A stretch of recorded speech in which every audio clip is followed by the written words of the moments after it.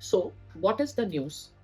Mr. Vikram Misri, India's Foreign Secretary, is on the visit to China, that is from 26th January to 27th January. Now, as per the notification released by the Ministry of External Affairs, Mr. Vikram Misri will be visiting Beijing on 26th and 27th January 2025 for the meeting of the Foreign Secretary and Vice Minister mechanism between India and China. Here, I would like to point out that Mr. Vikram Misri has a long experience of dealing with China, as previously he has also acted as India's ambassador to China. Now, if I say the event which is very important just before this visit is the Quad Foreign Ministers meeting at Washington. It is important to highlight that Quad is not a military platform, but Quad does make China nervous, and that is why China always consider Quad as Asian NATO. Let us understand some important past development. So first is Galwan 2020, when for the first time after a gap of more than 45 years, there was a bloodshed on the borders. After this, there has been a process of disengagement on the friction points. The friction points were Galwan Valley, Pangong So Lake, Gogara, Hot Spring, Depsang Valley, and Demchok. By the year 2021, an agreement for disengagement happened on the other friction points, but the lingering issue has been Depsang Plains and Demchok.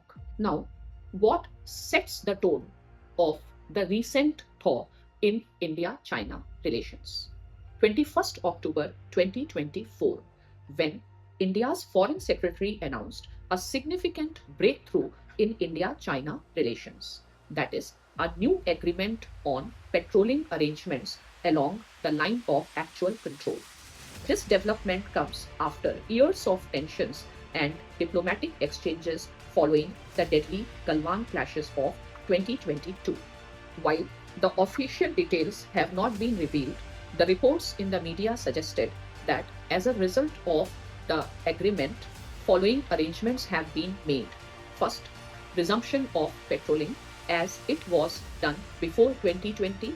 Patrolling also resumed in Depsang Plain from point PP10 to point PP13. It was decided that patrolling to be done twice a month with no more than 15 personnel to avoid the possibility of clashes. Patrolling to be coordinated by both sides, and once a month meeting between the commanders of both the sides. It is to be noted that the agreement on patrolling arrangement was an important beginning in the three-step process. First, disengagement, second, de-escalation, and third, the de-induction of the troops. And now the disengagement process is completed in the eastern Ladakh. India is looking forward at de-escalation and de-induction.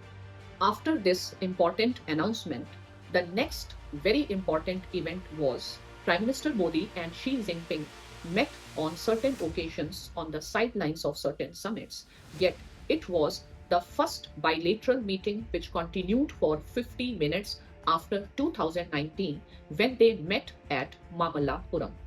Prime Minister Modi mentioned, and I quote, India-China relations are important for the people of our countries and for regional and global peace and stability.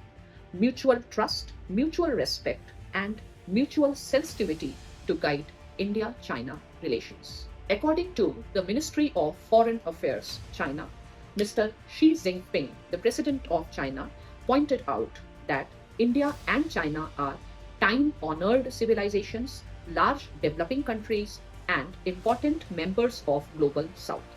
China and India both stand at a crucial phase of their respective modernization.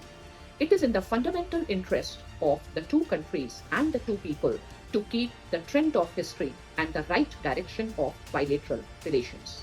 The two sides should strengthen communication and cooperation, enhance strategic mutual trust, facilitate each other's pursuit of development aspirations.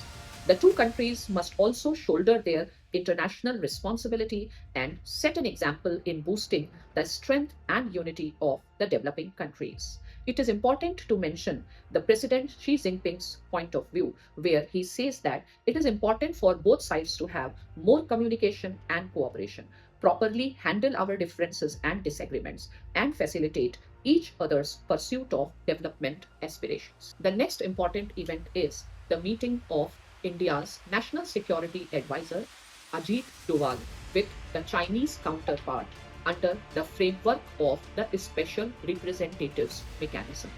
And a very important outcome of this meeting is the six consensus include: first, both sides reaffirmed their commitments to implement past agreements on border disengagement and maintaining peace along the line of actual control.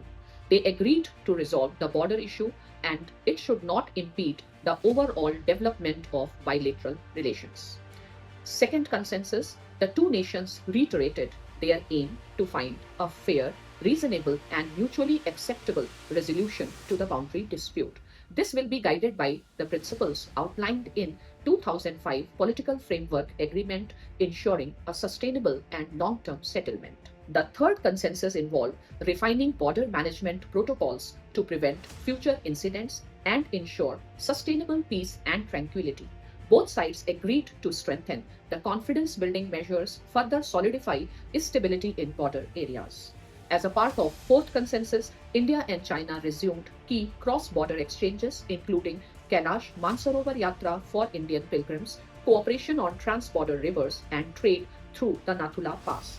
These initiatives aim to boost people-to-people and economic ties, highlighting the importance of the cultural and commercial connectivity. The fifth consensus emphasized enhancing coordination between the diplomatic and military mechanisms. Both sides resolved to strengthen the special representatives framework.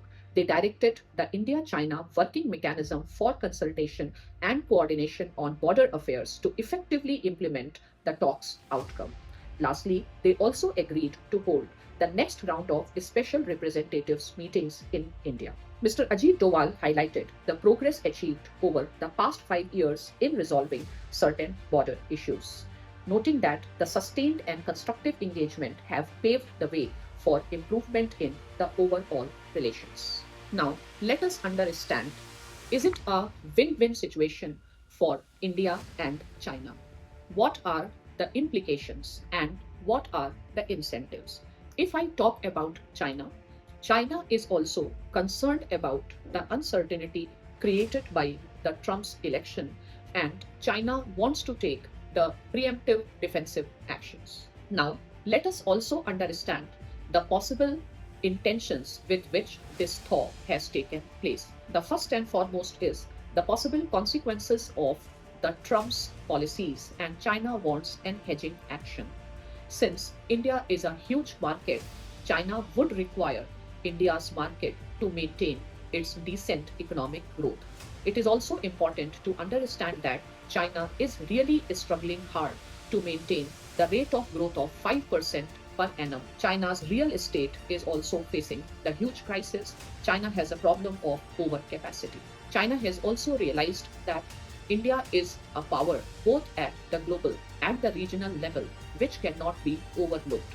Regional stability is very important for China, and India is the key to maintain regional stability.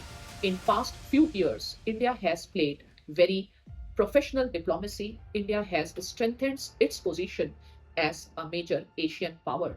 India's active diplomacy in Indo-Pacific has also made China more sensitive towards India's actions. Now, from India's point of view, the concerns are, of course, the uncertainty created by the Trump administration. The second is around 85 billion US dollar trade deficit between India and China. And we need to talk about it, besides the pressure by the corporate group on government of India to bring and to normalize the relations. So, is there going to be a qualitative shift in India-China relations? According to me, no, because the trust deficit has been huge. Still, there is a compulsion from both geo-economic and geostrategic point of view to bring the thaw in the relations. until and unless, as mentioned by Government of India time and again, without complete resolution of the border issue, much needed trust will always be missing. From China's point of view, the priority has never been the conclusion of the border issue because this gives China leverage on India. China wants to talk on trade, they want to talk on finance and other issue, global concerns, but they don't want to resolve the border. From India's side, until and unless the border issue is not resolved, there is no much scope for the qualitative change.